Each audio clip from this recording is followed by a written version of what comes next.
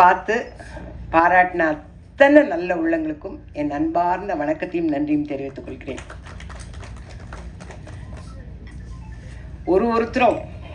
ஒருத்தருமே பெரிய பெரிய டைரக்டர்ஸ். அவங்க வாயிலிருந்து வெறும் வார்த்தைகளாக வராமல் மனசுலேருந்து அடி மனசுலேருந்து வந்த வார்த்தைகள் அத்தனையும், அந்த வார்த்தைகளே நம்மளை படம் பார்த்து வச்ச ஒரு எஃபெக்ட் கொடுத்துருச்சு.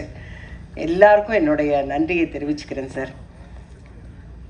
இந்த கதையை எங்கள் டைரக்டர் சொல்லும் போது ஒரு 2.5 மணி நேரம் சொன்னார். சொல்லி நான் ஜென்ரலாக என்னோடய கேரக்டர்லாம் எப்படி சொல்லுவாங்க, ஃபோன்லேயே சொல்லிவிடுவாங்க, அவ்வளோதான். யாருக்கு அம்மா, யாருக்கு பாட்டி, நல்ல பாட்டியா கெட்ட பாட்டியா, இவ்வளோதான். ரிச்சா புவரா, மிடில் கிளாஸா, இவ்வளோதான் எனக்கு கதையே சொல்கிறது. இதுவே கதை சொல்கிறதே பெரிய விஷயமாச்சே. அதனால் இவ்வளோ தான் கேட்போம். ஆனால் இவர் மட்டும் இல்லை, நான் வீட்டுக்கு உங்களுக்கு கதை சொல்லணுன்னார். அவ்வளோ பெரிய கதை கேட்கணுமா நம்ம? சரின்னு வர சொன்னேன். வரும்போதே பிரசாத்தோடு வந்தார். பாம்பன் சாமிகள் கோயிலுக்கு போயிட்டு பிரசாத்தை ஆரம்பித்து சொன்னாருங்க. நான் அழுவுறேன் தேம்பி. ஏன் சார் இவ்வளோ நேர்மையாக இருக்கணும்? அந்த ஆளை ஏன் சார் இப்படி கஷ்டப்படுத்துறீங்க? அது எதுக்கு சார்? யாருக்கோ பரிசு விழுந்தது, அதோடு விட்டுட்டு டிக்கெட்டை விற்றாரா இல்லையா, அது கூட காசே ஒழுங்காக கொடுக்காமல் போயிட்டாரா, அதோடு விட்டுருங்க சார். பாவமாக இருக்குது சார், கஷ்டமாக இருக்குது சார். அழுவுறேன், நான் கதையை கேட்டு அழுவுறேன். சரி, எனக்கு மனசு ரொம்ப கஷ்டமாக இருக்குது. என் கேரக்டரும் சின்னது, ஆனால் அதில் டைரக்டரோட நான் பேர் பண்ணுறேங்கிறது ரொம்ப, அதாவது சிவாஜி சாரோட நீங்கள் நடிக்க போகிறீங்கன்னு டைரக்டர் சொன்னார் பாருங்க, முதல் மரியாதை. அந்த அளவுக்கு எனக்கு ஒரு சந்தோஷம். ஆஹா, எங்கள் டைரக்டருக்கு நான் தான் பேராக நடிக்க போகிறேன் அப்படிங்கிற ரொம்ப சந்தோஷத்தில் இருந்தேன். நான் அந்த கதையை கேட்டு அழுது கொஞ்சம் நேரம் அப்படியே உட்காந்துட்டேன். சார், எனக்கு ரொம்ப மனசு கஷ்டமாக இருக்குது. படம் பார்த்துட்டு ஜாலியாக வெளியில் போகிறத விட்டுட்டு ஏன் சார் இப்படி கஷ்டப்படுத்தி அனுப்புகிறீங்க? எதுக்கு சார் இவ்வளோ நேர்மை? என்னத்துக்கு சார்? அப்போ நேர்மையாக இருந்தால் இவ்வளோலாம் கஷ்டப்படணும்னு இருந்தால் எவன் சார் நேர்மையாக இருப்பான்? இப்படிலாம் அவரை கிராஸ் கொஷின் தான் பண்ணேன். நான் நேர்மையாலாம் இருக்கக்கூடாது சார், நேர்மையாக இருந்தால் எவ்வளோ கஷ்டப்படுறேன். இன்னும் சேத்துலலாம் விழுந்ததெல்லாம் போய் எடுத்து நான் இன்னும் ஒரு ஃப்ரேம் கூட பார்க்கலைங்க. நான் டப்பிங் பார்த்ததோடு சரி, டப்பிங்கே நான் பேசலை. டப்பிங்கில் எங்கள் டைரக்டர் அந்த 500 ரூபாயை தொலைச்சிட்டு தேடுவார் பாருங்கள். இப்போ நினச்சாலும் எனக்கு அவ்வளோ கஷ்டமாக இருக்குது. ஏன்னா ஒரு பக்கம் எங்கள் டைரக்டரை பார்க்குறேன், இன்னொரு பக்கம் ஐயோ இந்த மனுஷனுக்கு ஒரு 500 ரூபாய் ஐயோ அங்கே தான் இருக்குதுன்னு இப்படி சொல்லணும் போல இருந்தது. அந்த அளவுக்கு டைரக்டர் ஐயோ அவ்வளோ அற்புதமாக பண்ணிட்டார்.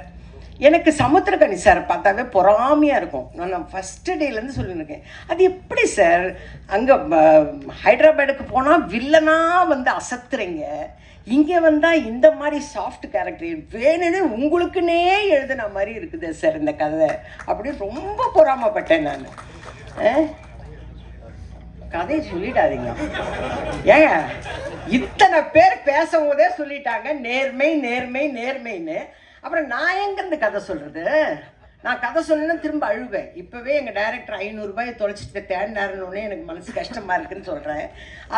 நான் கதை சொல்லிவிடுவேன். நான் படமே பார்க்கலையே, ஆனால் டப்பிங்கில் பார்த்து நான் டப்பிங்கே பேசலை சார். நான் கிளம்புறேன் சார். செந்தில் சார் வேறு நின்றுட்டார். ஏன்னா அவர் கோ ப்ரொடியூசர் ஆச்சு, நின்றுட்டார். டப்பிங் பேசாமல் இந்த பொம்பளை எங்கள் வெளியில் போச்சு சார். எனக்கு எப்படின்னு எனக்கு செஸ்ட் பெயின் வருது சார். 10 லட்ச ரூபாய் செலவு பண்ணி ஆர்ட் ஆப்ரேஷன் பண்ணேன். இந்த படத்தை பார்த்தா திருப்பி எனக்கு இன்னொரு ஆப்ரேஷன் நடக்கணும் போல இருக்குது. அந்தளவுக்கு ரொம்ப கஷ்டமாக இருக்குது சார். என்னால் டப்பிங் பேச வேண்டிய, நான் பேசுனதே 2 டைலாக் தான், அதுவே என்னால் பேச முடியல. இவங்களோட ஆக்டிங்கை பார்த்துன்னு இருக்கேன் சார். இந்த சாங்கை போடுங்க சார், அந்த சீன் போடுங்க சார், சீன் போடுங்க சார். வேணாம் நீங்கள் டப்பிங் பேசுறீங்க. இந்த அளவுக்கு அவ்வளோ பாதிப்புமா இந்த படம். அந்த அளவுக்கு என்னை பாதிச்சுது இந்த படம். அவர் எங்கள் டைரக்டர் அந்த காசு இல்லாமல் இது எல்லாமே எங்கிட்ட நந்தா சார் கதை சொல்லும் போதே சொல்லிட்டார். ஐயா அப்படியே ஏறி வருவார், ஏறி உட்காருவார், நீங்கள் சமையல் பண்ணுறீங்க, இதெல்லாம் என்கிட்ட என்ன கதையில் சொன்னாரோ அது அத்தனையும் அவர் எடுத்தாருங்க. அப்படியே ஃப்ரேம் டு ஃப்ரேம் அப்படியே எடுத்தார். நீங்கள் பாத்திரம் தேய்க்கிறீங்கன்னாரு சார். இந்த வேலையெல்லாம் பிடிக்கலன்னா நான் நடிக்கவே வந்தேன். திருப்பி பாத்திரம் தேய்க்கிறதுக்கு அனுப்புறீங்களா சார் எல்லாம் கேட்டேன் நான். அதே மாதிரி உட்கார வச்சு பாத்திரமெல்லாம் தேய்க்க வச்சு அந்த பொண்ணு சூசைட் பண்ணிக்க எல்லாமே என்கிட்ட கதையில் என்ன சொன்னாரோ அத்தனையும் இருந்தது. அத்தனையும் இருந்ததுங்க. இன்னும் 2 சீனா நான் 2 சீனா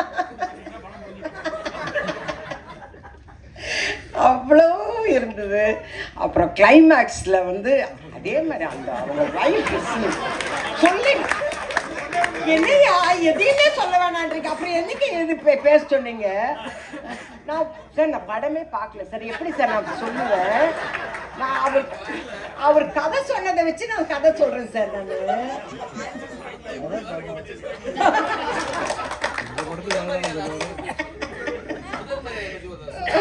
முதல் மரியாதை பத்தி சொல்றாங்க.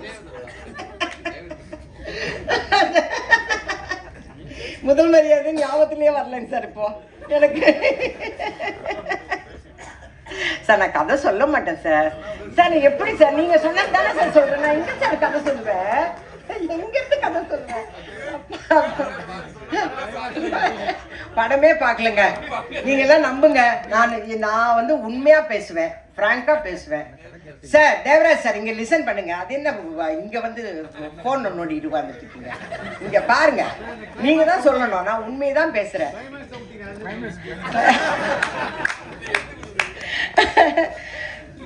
இந்த பாப்பாவோட கேரக்டர் வந்து ரொம்ப நல்லா இருக்கும். யதார்த்தமா எல்லா வீட்டு பொம்பளைங்களும் என்ன பண்ணுவாங்களோ அதை தான் அந்த பாப்பா பண்ணியிருக்கு. ரொம்ப நல்லா பண்ணியிருக்கு. ஏன்னா இதெல்லாம் டப்பிங்கில் பிட்டு பிட்டாக பார்த்தது, அதை பார்த்தே நான் சொல்கிறேன். நான் அவ்வளோ நல்லா பண்ணியிருக்கு. அதே மாதிரி உங்களுக்கு தம்பியா ஒருத்தர் வருவார், அவர் பண்ணுறதும் அட்டழியமாக இருக்கும்.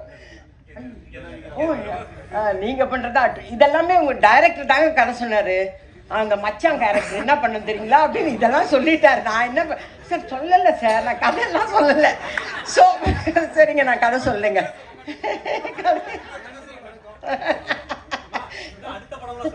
ஐயோ நான் சார் கதை சொல்லலை சார், விட்டுடுறேன் சார். ஓகே, கிளைமேக்ஸில் பட் கிளைமேக்ஸ் சொல்லி முடிக்கணும். ஏன்னா தேவராஜும் சொன்னாரு, இவரும் சொல்லிட்டாரு, ஊட்டி நீங்கள் சொல்லிட்டீங்க, அதனால் நான் சொல்லிடுறேன். கிளைமேக்ஸில் அதாவது எப்போவுமே சினிமாவோட இதுவே என்னென்னா, வில்லனாக இருக்க வில்லத்தனம் பண்ணிகிட்டே இருந்தான்னா அவனுக்கான பனிஷ்மெண்ட் இதுதான்.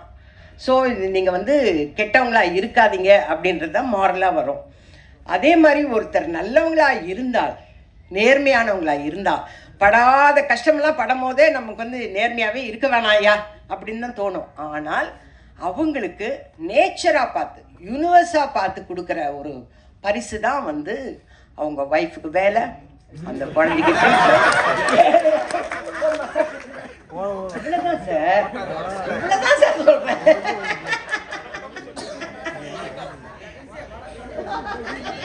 வணக்கமே கிடையாது. ரெயின் எஃபெக்டோட ரொம்ப சந்தோஷமா முடிக்கிறோம். ஓகேவா சார்? ரெயின் எஃபெக்டோட இதுலயே ட்ரெயிலரே போட்டு காட்டினாங்க சார். நீங்க வெளியில வரும்போது ரெயின் எஃபெக்ட் ஏங்க பிரபஞ்சம் ஆசீர்வாதம் பண்றதுன்னா என்னங்க சொல்லுவோம்? என்ன சொல்லுவோம்? செழுமையா இருக்குன்னா என்ன சொல்லுவோம்? அதுதானேங்க, அதுதான் அவர் ஃபினிஷ் பண்ணியிருக்காரு. நான் இப்போ அவர் சோகமா ஃபினிஷ் பண்ணாருன்னு சொன்னா உங்களுக்கு எல்லாம் சோகமா இருக்காதா? இல்ல எதுவுமே சொல்ல சார். நேர்மையான படங்க, நீங்க எல்லாரும் நேர்மையா வந்து பாருங்க. நீங்க பார்த்து நீங்க தான் மக்கள் கிட்ட கொண்டு போகணும்.